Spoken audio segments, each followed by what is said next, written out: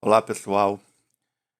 Nos últimos dias está acontecendo a Comic Con nos Estados Unidos e a Prime Video certamente não perderia a oportunidade de lançar alguma novidade sobre a série Os Anéis de Poder. E nós, como fãs, também estávamos esperando alguma coisa, mesmo que fosse uma imagem ou alguma revelação sobre o enredo, né?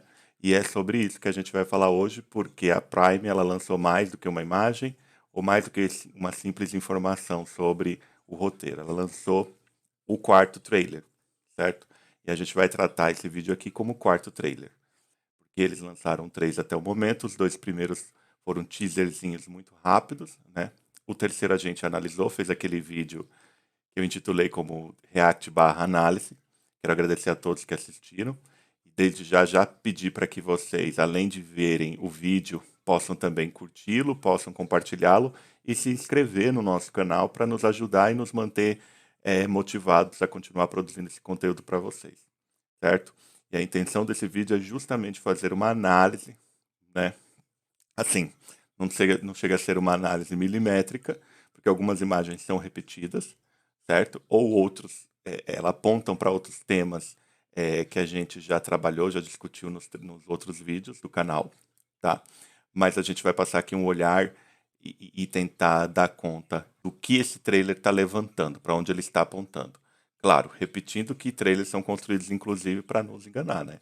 Então a gente tem que partir do pressuposto e do alerta de que trailers são construídos para nos enganar, especialmente para uma série que ainda vai ser lançada em setembro. A intenção é aumentar a nossa ansiedade, a nossa expectativa, aumentar o hype em relação a essa produção. Achamos que a guerra tinha finalmente acabado. A gente percebeu aqui esse cenário pós-guerra, né? E como a gente já explicou em outros vídeos, nós temos aí uma playlist com vídeos nos quais a gente explica que a Segunda Era ela começa depois de uma grande batalha chamada Guerra da Ira, na qual Morgoth é derrotado. Tá? A Primeira Era ela termina com essa grande batalha, com essa grande guerra. Então talvez essa cena aqui pós-guerra, essa cena de destruição, na qual a gente vê Galadriel empilhando um capacete num monte, né, de capacetes élficos, esteja apontando justamente para a Batalha da Ira. Ou para uma das muitas batalhas que ocorreram na Primeira Era e batalhas que envolveram principalmente homens e elfos na luta contra Morgoth, contra as forças das trevas na Terra-média. Tá? Então, eu pessoalmente acredito, o roteiro em inúmeros momentos da série vai apontar através de digressões, de flashbacks, para eventos do passado da Terra-média, tá? Para explicar certos eventos que estão ocorrendo ali na segunda. Claro que quando a gente fala de digressões e fala de flashbacks, a gente também tem que colocar na equação desse argumento o fato de que a Amazon ela não tem o direito sobre tudo que o Tolkien escreveu, obviamente. Ela adquiriu os direitos dos apêndices de O Senhor dos Anéis, que é um conjunto considerável de páginas, mas ele é limitado, de certa forma, certo? Mas quando o Tolkien ele escreveu esses apêndices, uma das intenções dele era justamente construir um pano de fundo para os eventos da Terceira Era e da Guerra do Anel. Ele também vai fazendo as suas digressões e explicando de maneira resumida e apresentando de maneira resumida certos personagens. Então, por exemplo, ele cita Fëanor, que é o tio de Galadriel, tá? Aquele elfo Noldor, que se ele não é o protagonista dos eventos da Primeira Era, ele é um dos protagonistas. Ou pelo menos ele está na raiz da maior parte dos acontecimentos da Primeira Era envolvendo elfos e homens também. Então ele apresenta, ele traz, ele não explica, ele não dá riqueza de detalhes, porque a história realmente de Fëanor está contada no Silmarillion, né? E não é sobre essa obra que a Amazon, até onde a gente sabe, tem direito, mas ela pode utilizar, os roteiristas, eles podem utilizar essas lacunas justamente para desenvolver certos motes, vamos assim dizer, dramáticos, que vão ser explorados ao longo da série. Então eu repito, talvez esse cenário de pós-guerra aqui, que começa o trailer, seja justamente a Guerra da Ira que termina a Primeira Era. Tá? Outra coisa também que eu quero chamar a atenção de vocês é justamente para a estampa da roupa da Galadriel. Tá? Porque uma coisa que tem suscitado bastante discussão na comunidade de fãs é que essa estrela aqui que está na manga, especialmente na manga, ela é um brasão, né? Ela é um brasão. E o Tolkien ele tomou cuidado, como minucioso do jeito que ele era, de descrever certos brasões de algumas famílias importantes, de algumas famílias reais, né? De algumas famílias élficas, de famílias nobres. Nesse caso, esse brasão, especialmente essa estrela aqui da manga, ela aponta para a casa de Fëanor. Ela aponta para a casa de Fëanor. Ou para todos que o seguiram na rebelião, né? A rebelião de Fëanor, que foi liderada por ele. Porque assim, dando uns passinhos para trás, a gente sempre dá esses passos para trás, né? E a gente acabou de argumentar que a série também vai dar alguns passos para trás, mas a gente sempre dá uns passos para trás para explicar certas coisas. Então, o que aconteceu? Fëanor, ele liderou uma rebelião, porque ele foi roubado, seu pai foi morto quando eles ainda estavam em Amã, em Valinor. O pai de Fëanor foi morto, avô de Galadriel. Ele foi morto por Morgoth e as joias, as Silmarils, foram roubadas. Tá? Ele ficou revoltado, aprontou algumas coisas ali em Amã, inclusive ele suscitou uma guerra civil entre elfos nas praias de Valinor contra os Teleri, e ele causou praticamente uma chacina. Inclusive isso pesa muito nas relações entre Teleri e Noldorin, porque quando eles voltam para a Terra-média, seu exílio, né? Os Noldorin eles voltam depois dessa rebelião, liderados por Fëanor para a Terra-média. Quando eles chegam ali, encontram Teleres que não foram para Amã. Esses Teleres ficam sabendo do assassinato de seus parentes e há um ressentimento, há uma mágoa, né? Uma mancha nessas relações entre elfos. Então, essa rebelião se segue a um juramento chamado Juramento de Fëanor, que foi feito um pacto entre Fëanor e seus filhos para justamente não se cansarem enquanto não recuperarem as joias roubadas por Morgoth, porque assim as guerras das joias, né, que se passam na Primeira Era é justamente a batalha entre Noldorin, tá? Envolvendo muito mais gente, mas essas batalhas foram protagonizadas pelos Noldorin contra Morgoth, para recuperarem as 3 Silmarils, né? Que são essas joias além da imaginação, de beleza, de arte, feitas por Fëanor, que inclusive dá o nome ao livro Silmarillion, certo? Então, houve essa rebelião de Fëanor, porque os Valar não concordavam que os Noldorin deixassem Valinor, e obviamente não concordaram que a chacina é promovida contra os Teleri. Então, quando se fala da Casa de Fëanor, está se falando dessa rebelião. E quando a gente fala de Galadriel, que era da família de Fëanor, porque era a sua sobrinha, mas o seu pai era meio-irmão de Fëanor, né? A gente se pergunta se ela participou realmente dessa rebelião. E Galadriel, ela era uma personagem, Tolkien tinha muito carinho por ela e foi construindo essa personagem ao longo do tempo, né? Até bem antes de morrer, assim, faltando talvez um mês antes de morrer, ele ainda estava escrevendo sobre Galadriel. E há muita discussão se ela participou ou não dessa rebelião, se ela participou ou não dessa chacina, porque o seu próprio marido, ele tem uma origem Teleri, Celeborn, ele tem uma origem Teleri. Então há uma grande discussão se ela participou ou não dessa rebelião.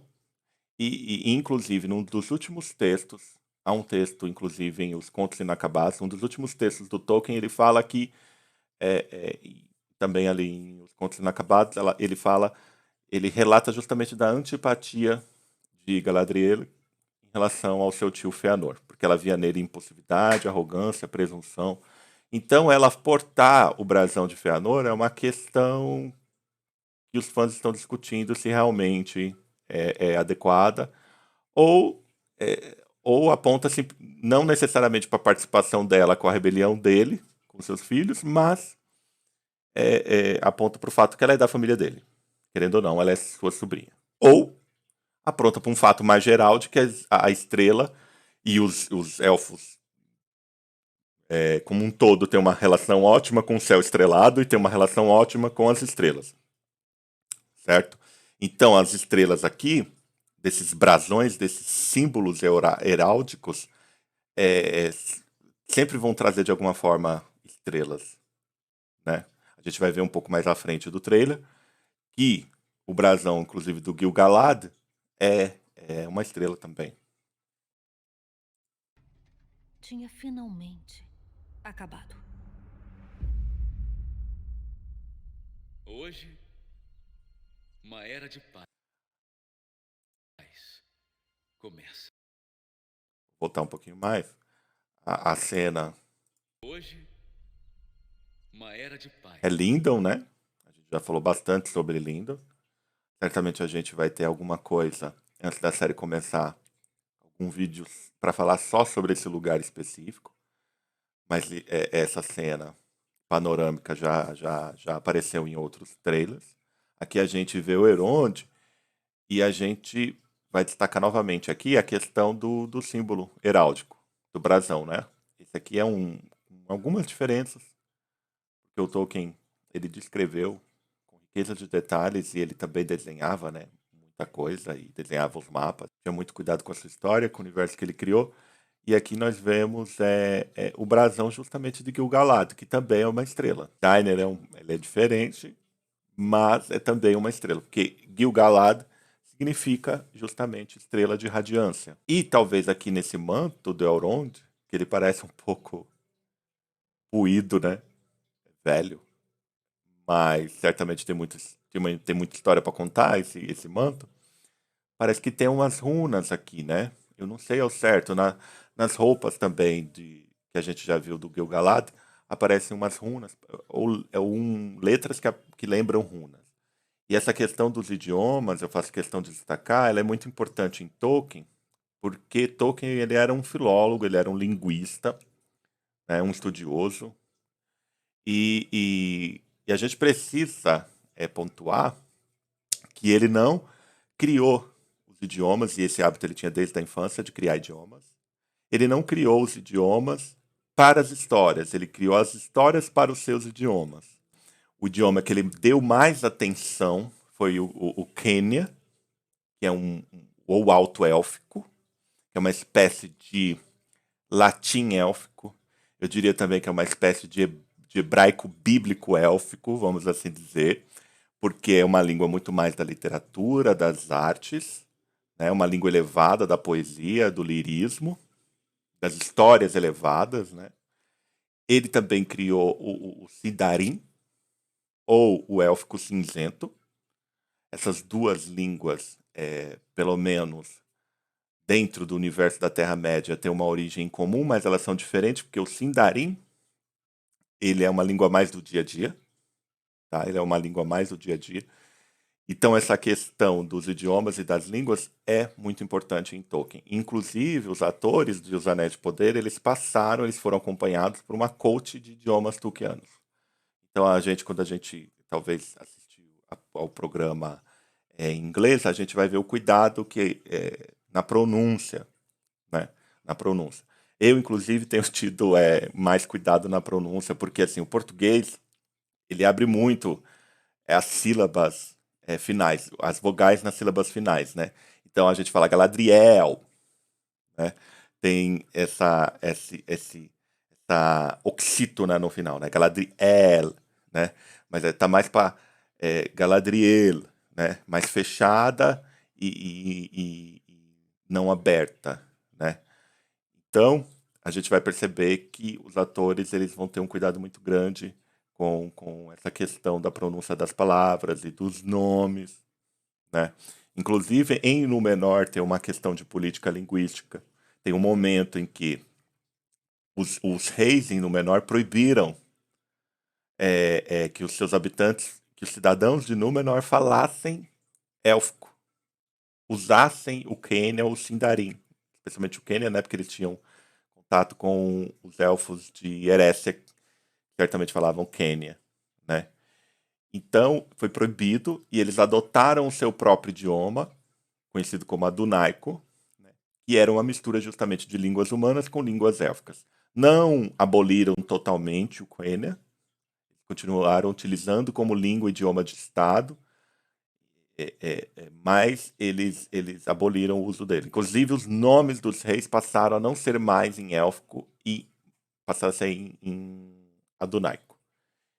Questões linguísticas são muito importantes. Ainda vou ter a oportunidade de trazer alguma coisa para vocês de um compilado das diversas vezes que há uma questão linguística, ou até de política linguística mesmo, onde um idioma é proibido, sabe? Isso é interessante quando a gente vê no Tolkien. E o Tolkien sabia o que estava fazendo, né? Porque, como eu disse, ele era filólogo, ele era linguista e ele sabia o que estava fazendo. Então aqui a gente vê uma cena, tem o Elrond aqui, né? Com um brasão no broche. E uma voz certamente do Gil-galad falando da suposta paz que eles achavam que havia se estabelecido com a derrota de Morgoth. Começa. Essa parte eu achei bem interessante, porque parece justamente quando os soldados voltam da guerra, da batalha, e são condecorados, né? E assim, tem essas coroinhas feitas de folhas douradas que lembram muito, inclusive, as coroas das antigas Olimpíadas, né? Inclusive é um símbolo das Olimpíadas até hoje. Mas esse símbolo não é um símbolo, esse símbolo das flores ou da coroa de flores colocada sobre a cabeça dos atletas vencedores, não é algo moderno. Ele remonta à Grécia antiga, né, clássica, quando as Olimpíadas foram criadas. Então achei interessante essa parte aqui, que os elfos estão sendo, parece, voltaram da guerra, estão sendo condecorados pelo rei por causa da sua vitória, por causa das batalhas que lutaram, né? Começa. Achamos que a felicidade seria eterna. Achamos que a nossa luz nunca se apagaria. Achamos que a felicidade seria. Aí a gente vê uma sequência interessante, tem aquele banquete que já apareceram em outras imagens, um banquete certamente em Lindon, né? Porque vemos aqui o Gil-galad, rei supremo dos elfos, Celebrimbor, Elrond e Durin III, ou quarto. Durin quarto, o pai é o Durin III. Se eu errar aqui a numeração dos reis, por favor, vocês me corrijam aí nos comentários. Tá? Porque assim, os nomes se repetem, especialmente Durin, né? Ou a inicial, como eu errei o nome de Celeborn, confundi com Celebrimbor, mas é porque às vezes essas iniciais nos confundem um pouco, ou a numeração. Mas aqui temos o Durin, Príncipe Durin IV, Elrond. Eu acredito que aqui atrás tem a Galadriel, Celebrimbor e o Gil-galad. Uma voz dizendo que eles acreditavam que a paz deles iria durar para sempre, que sua luz nunca seria apagada. A cena seguinte é bem interessante porque mostra um conjunto de crianças élficas, né? Brincando. A gente acha que elfos não têm infância, mas tem sim. Mas esse é um assunto para um outro vídeo, quando a gente vai falar um pouco mais sobre a natureza dos elfos, conforme o próprio Tolkien pensou nela, né? Nascimento, maturação, envelhecimento, envolve questões que são importantes para a narrativa, mas também envolve questões filosóficas que explicam e trazem questões interessantes sobre o que o Tolkien tinha em mente quando ele contou histórias com esses personagens. Achamos que a felicidade seria eterna. Achamos que a nossa luz. Crianças élficas. Aqui nós temos uma imagem que ela parece ser em alguma praia humana, na verdade. Aqui são crianças élficas porque a gente vê as orelhinhas, né? Eu não sei se vocês sabem, mas em nenhum momento Tolkien diz que as orelhas dos elfos são pontudas, tá? Só para deixar a pulga atrás da orelha de vocês, em relação à caracterização e descrição dos elfos. E aqui vemos um buraquinho, eles estão brincando, e as águas são muito importantes para os elfos, porque eles despertaram a luz das estrelas e ao som das águas que caíam da montanha. É muito interessante, é muito poético quando a gente lê em Silmarillion o despertar dos elfos. Quando a gente trazer algo sobre a natureza dos elfos, a gente vai falar sobre o despertar deles, né, na Terra-média. Achamos que a nossa luz. É interessante porque temos um símbolo aqui que parece Ó, uma estrela, mas essa estrela aqui tem mais o formato de Númenor, né? Em outro vídeo a gente trouxe um mapa e a gente mostrou que Númenor tem justamente um formato de estrela, porque a estrela realmente ela é muito importante. A ideia de estrelas, né? Eles são devotos de Varda, que é justamente a vala que criou as estrelas. Nunca se apagaria. Uma praia, né? Vê uma praia. Aqui vê umas cenas que a gente já viu em outros trailers desses pássaros maravilhosos, certamente pássaros que vêm de Valinor. E os barcos élficos, eles não têm remo, tá? É como se eles fossem movidos por um vento propício, né, às suas embarcações. E depois que a Man deixa de ser física, vamos assim dizer, passa a estar interditada aos mortais, aí que os barcos élficos ganham justamente essa característica de ser barcos mágicos, né? Mas eles não têm remos. Aqui vemos é um barco élfico. O céu está estranho. Aqui é uma cena que já mostrou em outros, em outros trailers, do Pé Peludo falando que o céu está estranho. E aqui nós vemos o Arondir e a humana pela qual ele se apaixona, e é um membro desses povos dispersos, esses povos humanos dispersos pela Terra-média. Isso vai ser importante, né, nesse trailer, porque a gente vai ter uma noção maior de como estavam esses povos. E vemos novamente o meteorito. E o meteorito tem suscitado muitas teorias. Eu falei no outro vídeo, quando eu vi esse meu meteorito no primeiro teaser, aquilo congelou a minha mente porque eu não sabia necessariamente o que era. Claro, se você já leu o Silmarillion, você sabe que existe um evento lá em que aparece um meteorito. A gente vai fazer um vídeo só sobre isso, para falar um pouco sobre as teorias, sobre o que é esse meteoro, porque de dentro dele sai um indivíduo que está sendo tratado como o estranho, né? E ninguém sabe necessariamente quem é. Existem algumas teorias, algumas hipóteses, algumas especulações sobre quem é esse estranho. Eu vou dizer quais são elas e vou dizer o que eu penso, né? Mas existe só um evento na Terra-média, na Primeira Era, que está narrado em O Silmarillion, que faz referência ao meteorito, é relacionado a Eol, um elfo, que pegou o material de um meteorito e fez duas espadas. Que são espadas que depois aparecem, pelo menos uma delas, Anglasha, ela aparece como tendo um certo grau de consciência. E ela também ela está envolvida com um destino cruel, né, trágico, de quem a portou. Mas isso a gente deixa para outro vídeo. Mas pelo visto esse meteorito ele vai ter uma importância, né? Muitos estão dizendo que pode ser um dos Ísteres, um dos magos, ou pode ser o próprio Sauron. Alguns dizem que Sauron chegou assim na Terra-média, também não sei. Tem algumas conjecturas, mas não sei. Nós vemos aqui esse elfo silvestre e a humana que vai ser uma espécie de curandeira. Inclusive uma mãe solteira, mãe do menino do rapazinho que aparece mais à frente no trailer.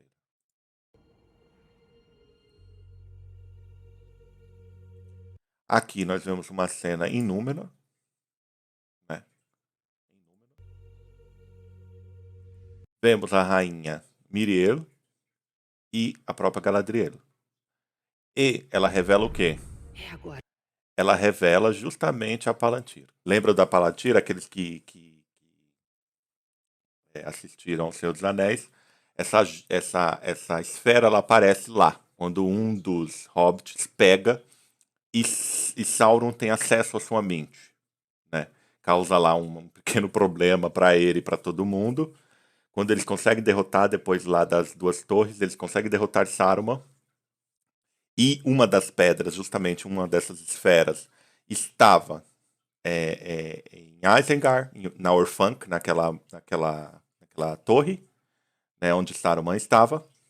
E eles conseguem recuperar, né, a Palantir. E Palantir, singular, e Palantiri, no plural, significa aquela que vê ao longe, né? E quando a gente fala de Palantir, essas esferas foram criadas pelo próprio Fëanor, falando novamente do Fëanor, né? Elas foram dadas pelos elfos aos Númenóreanos. 7, para ser mais específico. 7 aos Númenóreanos, mas não a qualquer Númenóreano. Elas foram dadas a Amandil, que é justamente o primeiro chefe, o pai dos Dúnedain, da onde sai Elendil, da onde sai Isildur, que vão ter um papel importante na série. Tá? Mas quando a gente pensa nessa cena, nós estamos vendo aqui Miriel, estamos vendo Galadriel. Aí a gente tem que aqui abrir um parênteses sobre como estava a relação entre elfos e Númenóreanos nessa época. Os elfos não iam mais a Númenor. Inclusive, a gente vê algumas cenas da própria Galadriel cavalgando, né? Parece que em algumas praias númenóreanas, com Elendil.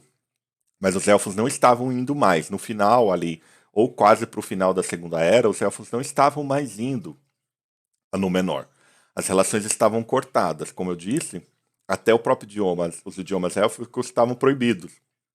Mas Miriel, ela é justamente filha de um rei chamado Tar-Palantir, por coincidência, Tar-Palantir. Esse rei ele tentou reatar a relação com elfos e tentou recuperar a proteção e a afeição dos Valar. Tá? Ele tentou justamente se arrepender dos erros que os seus antepassados tinham cometido, tanto em relação aos Valar quanto em relação aos elfos. Né? Então, Miriel vai ser justamente representante dessa ideia de que o Númenor não deveria ter seguido esse caminho de distanciamento dos elfos e dos Valar. Tá? Ela vai representar. Aqui eu não sei como o Farason, que já apareceu no trailer passado, vai aparecer. Estão dizendo que ele vai ser um conselheiro próximo, inclusive ele tem um filho, né? Um filho que não aparece nas histórias, mas ele vai ter um filho na série.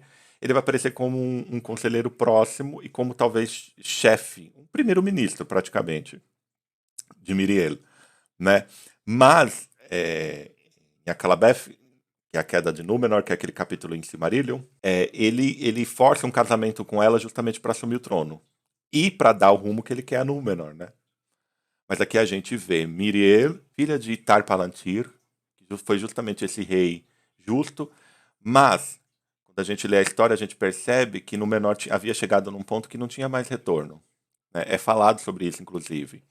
E mesmo que Palantir tentasse se redimir dos erros dos seus ancestrais, Númenor já não tinha mais jeito, porque o caminho que ela tinha seguido já não tinha mais volta.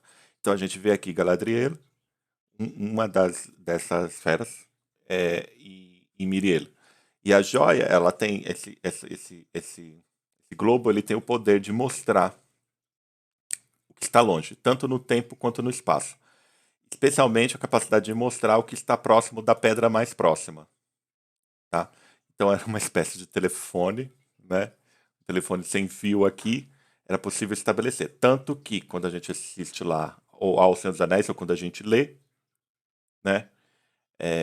As duas torres, a gente vê que Saruman se comunica com Sauron por meio dessas joias. E aqui, as cenas que vão se passar, a gente vai perceber que a Galadriel justamente ela utiliza, porque alguém que tivesse uma mente forte conseguiria controlar e conseguiria ver justamente o que quer por meio dessa joia. Estou chamando de joia aqui, mas é uma esfera, um globo. É agora, Galadriel. O momento que temíamos.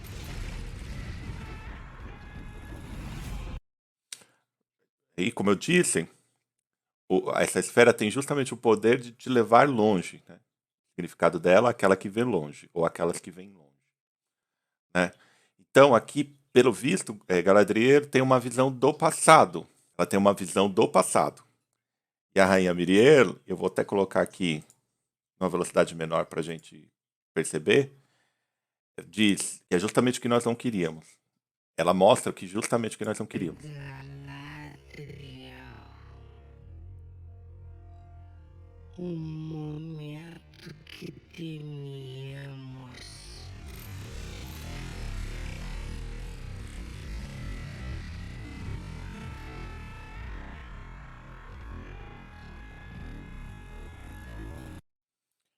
Aqui tem uma batalha, certamente, dá pra ver que é uma batalha entre orcs e elfos. Tem também uma cena muito rápida, já apareceu em outras imagens, que os elfos estão cercados, né, por orcs. Essa cena anterior que parece um grande inferno, né, que a gente não sabe o que ela vai trazer mesmo. Não sabe especificamente o que ela vai trazer, que foi uma cena que me deixou assim louco quando eu assisti o trailer passado. E aqui nós temos uma sequência que é rapidíssima e é muito triste. Porque a anterior mostra justamente, pelo visto é o Finrod Felagund, irmão de Galadriel, que foi numa batalha capturado pelos orcs, sob a liderança de Sauron. Não somente ele, mas Beren, que é um herói humano, né? Um herói humano, grande herói, talvez, o primeiro grande herói, né?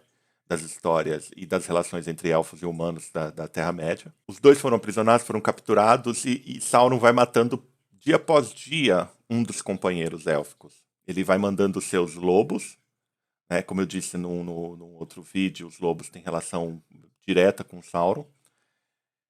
E tem um momento que, para salvar Beren, o Finrod, que é muito querido quando a gente lê as histórias, ele é um elfo muito querido, muito razoável, muito justo, apesar de muito corajoso, muito valente.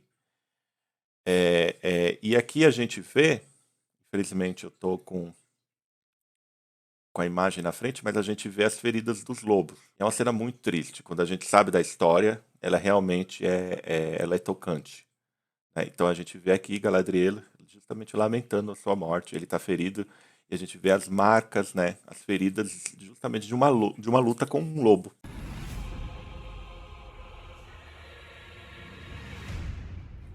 Ó, Ninloth, que é a árvore prata de Númenor, e a gente já falou qual que é a relação que ela tem com as árvores lá de Valinor, que ela está imitando o Telperion, que é a árvore prata. No trailer passado a gente viu que nós teremos uma representação visual das árvores de Valinor, Laurelin e Telperion. Aqui nós temos Ninloth, que justamente ficava em Númenor e era um símbolo da relação positiva entre homens e elfos. Tá?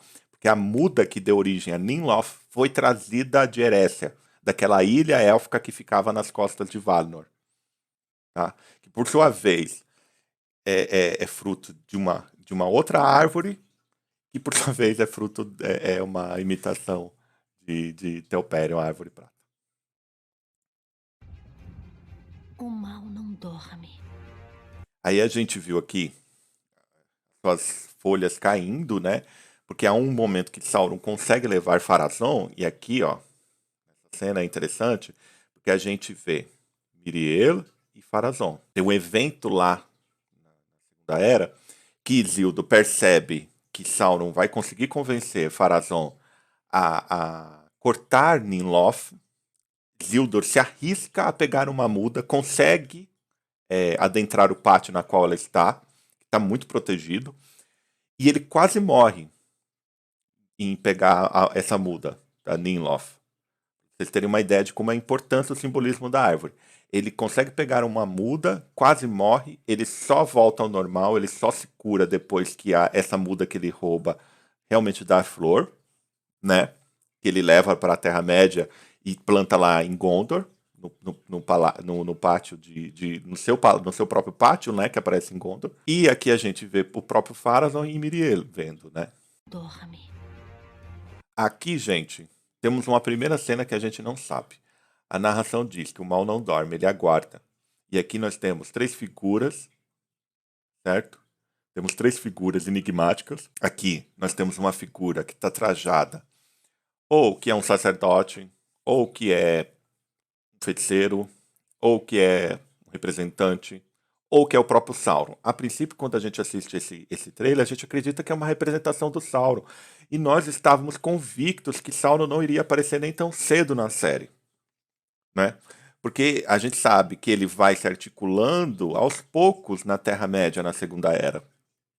Ele vai atraindo, como eu disse no outro vídeo sobre o resumo da Segunda Era, ele vai atraindo os elfos, ele vai tentando convencer os homens, ele entra em guerra contra os elfos, que são assistidos pelos Númenóreanos a princípio, mas depois ele cresce, ele volta para sua para sua torre Barad-dûr em Mordor, mas ele cresce novamente, entra em batalha, vai para Númenor, consegue seduzir os homens e leva à queda dos Númenóreanos.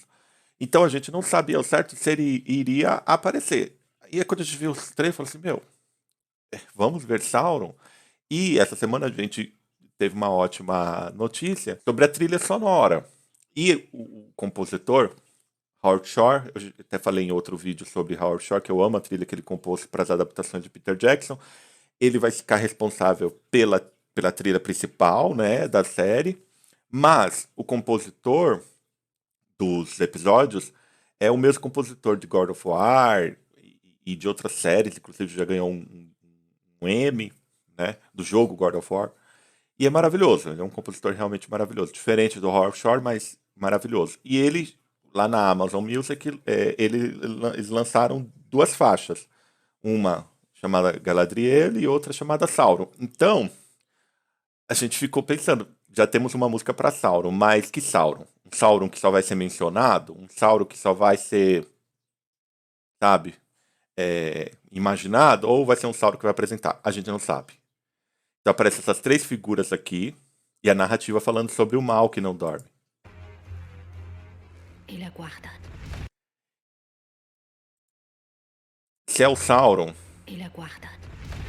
muita gente falou Ele aguarda. que aqui poderia ser justamente um flashback para mostrar Morgoth. Não sei. Não sei. Pode ser Sauron, pode não ser Sauron. Agora eu também já não sei, porque virou uma bateção de cabeça, gente, sobre se era ou não Sauron. E eu estou em dúvida também, tá? A questão é, eu gostei muito da caracterização desse personagem. Ele pode ser um feiticeiro que trabalha para Sauron. Pode ser um sacerdote de um culto a Morgoth, porque há um momento que, inclusive, instigado por Sauron, se estabelece um culto a Morgoth em Númenor. Tá? Então pode ser um acólito, né? Um seguidor do culto a Morgoth. É tipo aqueles acólitos do Sith, ali no último filme da nova trilogia do Star Wars. Né? Tem um grupo de gente que adora as ideias Sith. E aqui também temos um grupo, não só os exércitos, mas um grupo de gente que... E Morgoth ele é apresentado realmente como um deus que pode criar novas realidades e que pode levar os homens às novas realidades. Essa é a mentira que é plantada em Númenor. Né? Então a gente pode pensar, inclusive, um culto que é acompanhado de sacrifício humano, tá?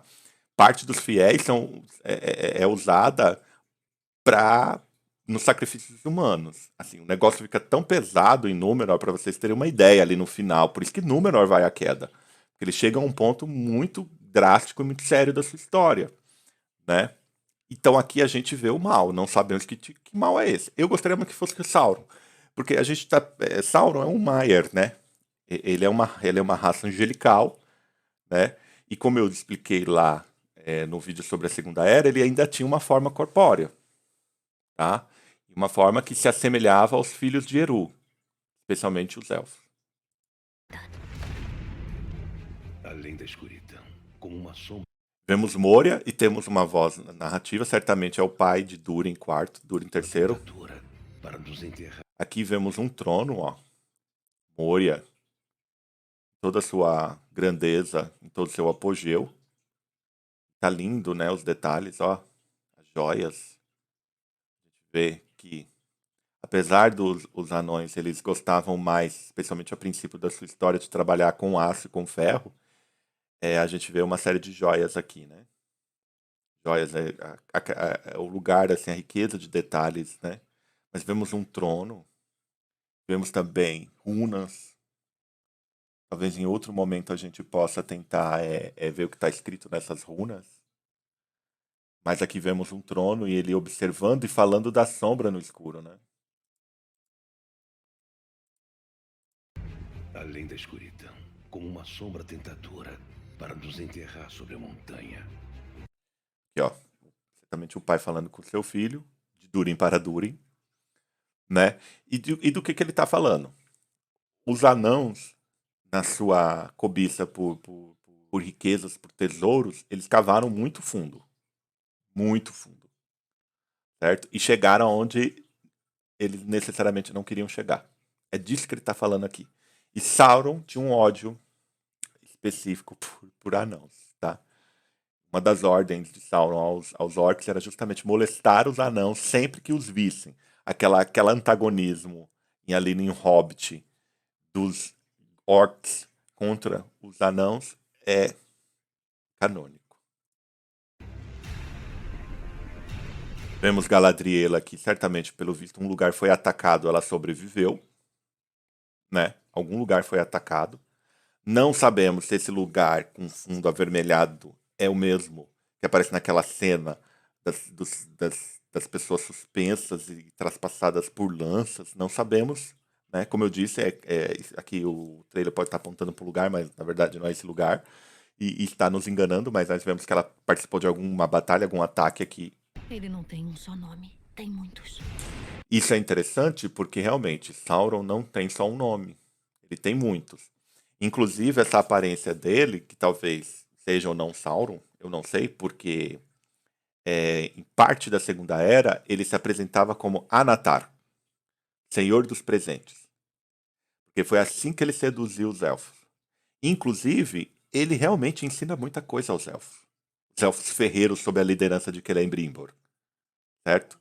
Mas ele é o Senhor dos Presentes. Ele traz muita técnica, conhecimento, certo? E é assim que ele seduz os elfos. Eu não sei se é necessariamente essa figura aqui que é maligna, que dá pra ver que é maligna, mas a gente não sabe, né? Então ele tem vários nomes. Um deles é Senhor dos Presentes, Anatar, né? Ele também é chamado de o sem nome, né? Porque alguém que tem muitos nomes, talvez chega um ponto que não tem nenhum. Inclusive lá na adaptação do Peter Jackson do Hobbit, numa luta de Galadriel contra Sauron, e ali em Dol Guldur, ela é o sem nome, né? E aqui, ó, nós vemos uma cena que pode ser Angband, que fica ao norte ou ao noroeste da Terra-média, e que foi desmatelada. Era um quartel-general das forças de Morgoth, que foi desmantelada depois da Guerra da Ira. E aqui, um dos nossos espectadores justamente falou que aquelas cenas que a gente vê os elfos justamente no gelo pode ser justamente em Angband, né? Eles estão andando numa espécie de corredor e aparece uma mão de um troll, certamente deve ser o troll de gelo. No outro trailer, pode ser justamente Angband. A gente aqui pode estar falando de uma Angband abandonada. Ou a gente pode estar falando já de uma Mordor, em que a Torre de Barad-dûr está sendo erguida. Mas talvez seja Angband justamente que ela está abandonada no norte.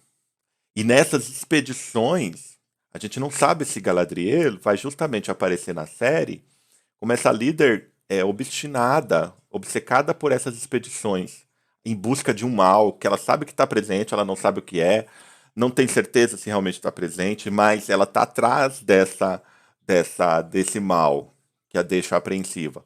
Então, aqui, pelo visto, pode ser essa Angband, pode trazer um elemento de suspense e até quase de terror. A série bem interessante, né? Porque eram lugares terríveis. A gente vê aqui a forma, ficava bem ao norte, então era tomado de gelo, né? É muito interessante. Aí logo depois disso aqui, ó, aparece justamente a marca de Sauron sendo forjada. Já ouviu falar dele? Ouviu falar de Sauron?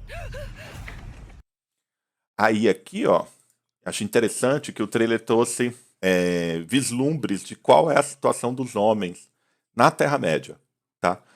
Como eu já disse, eles estavam dispersos, sem liderança, muitos eram oprimidos, molestados, escravizados, junto com elfos, pelas forças que Morgoth tinha deixado para trás, certo? Então, tava um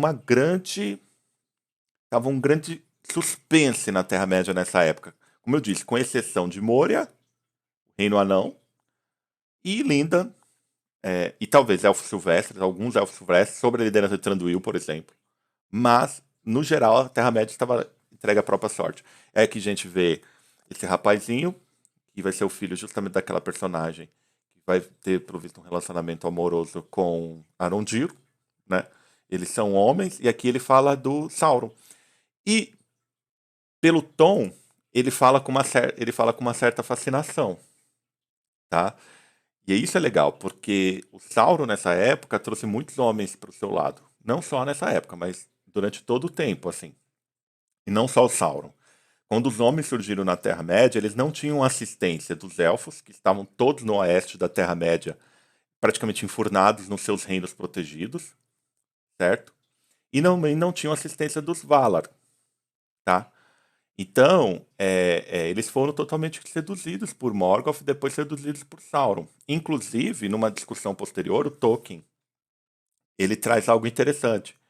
Que os Valar, que eles não são deuses. Os Valar, é um assunto para um outro vídeo, mas os Valar, eles são uma espécie de eles são nem semideuses, eles são seres angelicais que participaram da criação de Arda, desse planeta primitivo, né? E são chamados Guardiões do Mundo, né? Então, eles não exercem o papel necessariamente de deuses, nem de tiranos, sobre os homens, nem sobre os elfos. Eles estão ali para guardiões e também como mestres, né? Como senhores do saber. E os homens estavam dispersos, especialmente na Segunda Era, tava todo mundo. E a gente vê a condição deles aqui. Pelo visto, vamos ver que esse senhor aqui tem uma certa fascinação por Sauron, né? A gente não pode esquecer que os Nazgûl, espectros do Anel, são grandes líderes dos homens que nasceram e que surgiram na Segunda Era. Já ouviu falar dele? Ouviu falar de Sauron?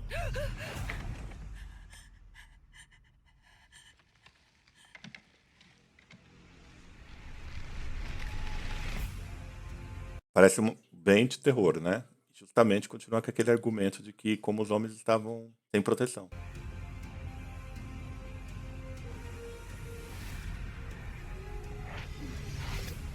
Essa espada, que já apareceu naqueles primeiros pôsteres da série, ela parece quebrada aqui, pelo visto ela se refaz, né? A gente poderia justamente relacionar aquele meteorito, tá? Mas pelo visto aqui a série vai para essa espada é outra coisa, mas também é um assunto para outro vídeo. Mas a gente vê no pôster que a espada ela tem uma marca, justamente a marca de Sauron, a marca maligna de Sauron. Mas ela é escura, então ela poderia estar fazendo referência a um outro acontecimento, justamente do Eol, que pegou o meteorito para fazer as duas espadas, que eram espadas escuras também. Se esse mal em ascensão não for detido, Ó, aqui parece Angband mesmo, ó. Ao se norte, esse mal em ascensão ó. Que era justamente a Fortaleza de Ferro.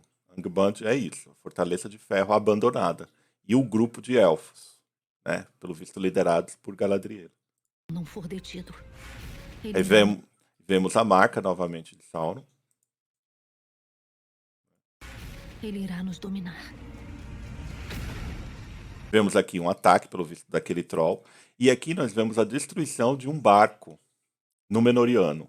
Não sabemos em que evento específico esse barco vai ser destruído. Porque, assim, a gente sabe que a armada Númenoriana não tinha para ninguém. Tá? Ela era praticamente imbatível. A armada Númenoriana ela era imbatível nessa época. Ninguém poderia derrotá-la. Alguns relacionam a cena seguinte a essa cena aqui. Tá? Que aquela figura maligna que a gente não sabe se é Sauron ou quem é, ela sopra algo que parece que leva chamas. Então a gente não pode esquecer que os fiéis, esse grupo que mantinha a relação com os elfos e devoção aos Valar e Númenor, eles eram perseguidos. Inclusive, quando Sauron vai para lá e consegue se transformar no conselheiro próximo a Farazon, aí que ele promove ainda mais a perseguição a esse grupo. Então pode estar fazendo referência a essa perseguição sofrida pelos fiéis, né?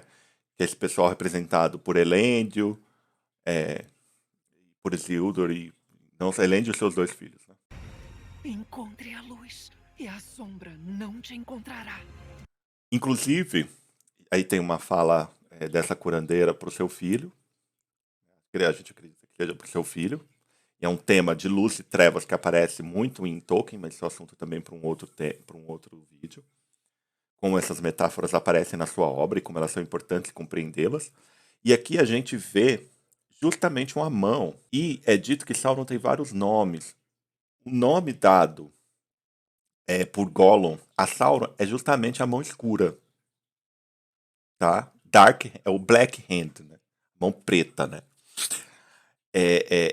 Aqui pode estar fazendo referência justamente a Sauron, porque aqui ele chega num grupo.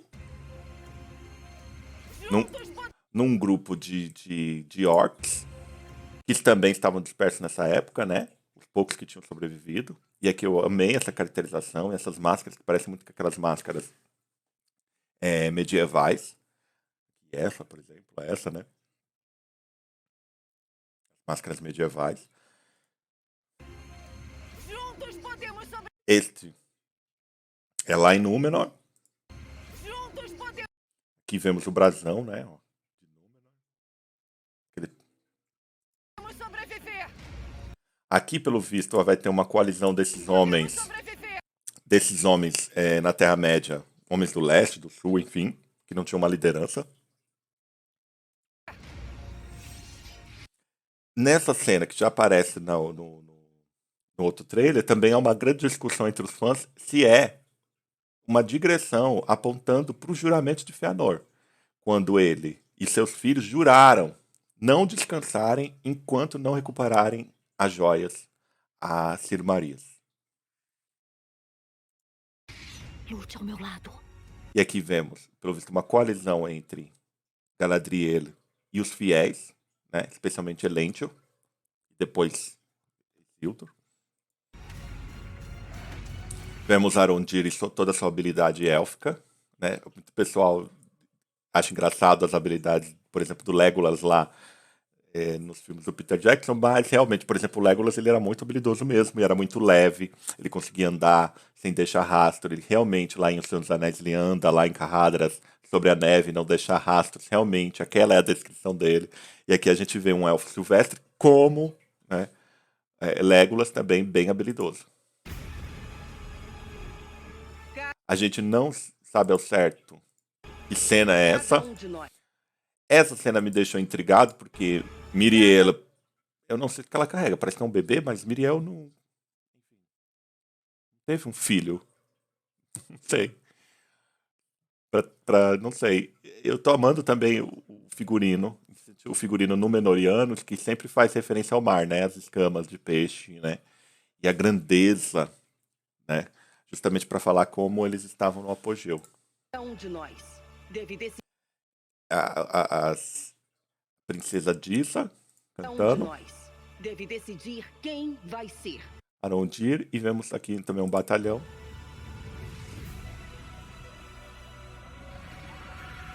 Vemos um monstro do mar, né? Para vocês terem uma ideia da diversidade de criaturas, da fauna da Terra-média. Certo? Vemos aqui Galadriel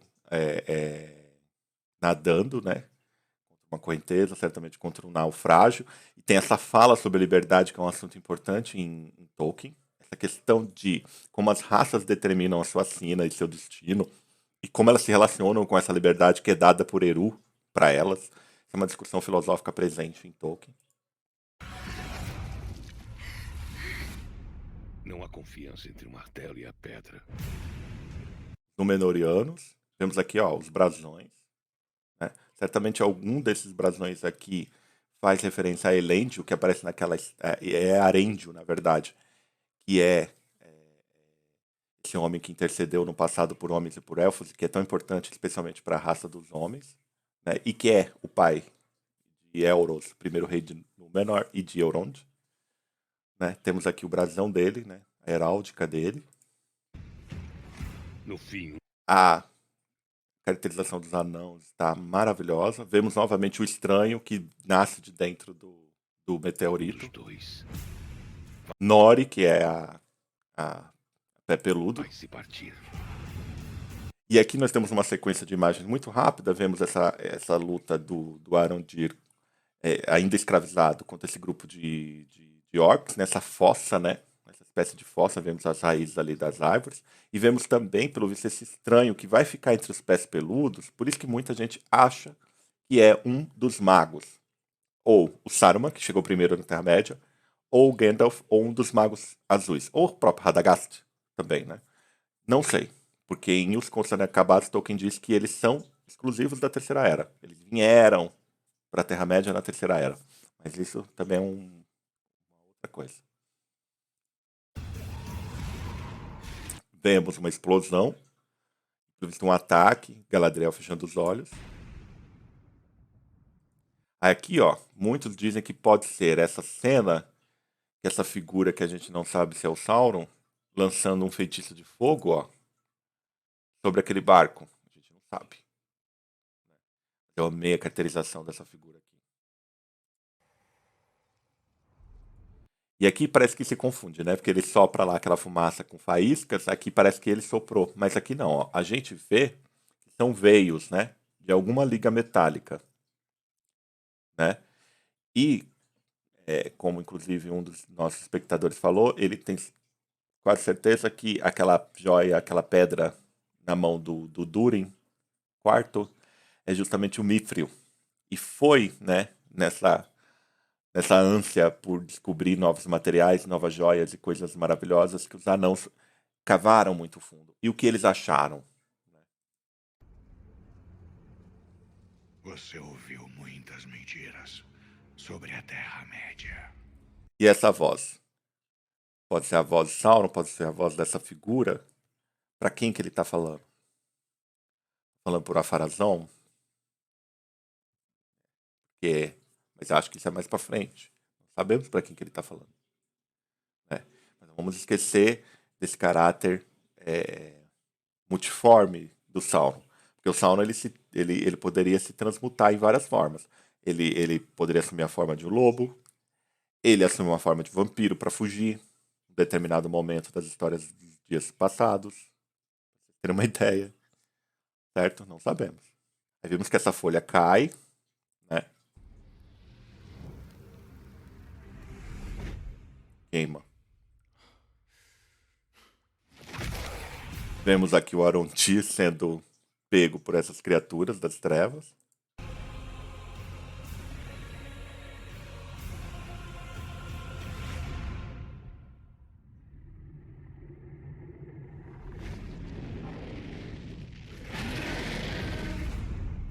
E vemos o Balrog, que é justamente o final, ou pelo menos é a razão daquele último que a gente viu. A folha, Você ouviu muitas mentiras ó, sobre... são buracos na rocha. Os anãos, eles cavaram tão fundo que eles justamente alcançaram quem? Principalmente em Khazad-dûm. Os Balrogs. Os Balrogs. E aqui a gente vê essa cena se colando a outra. Terra-média.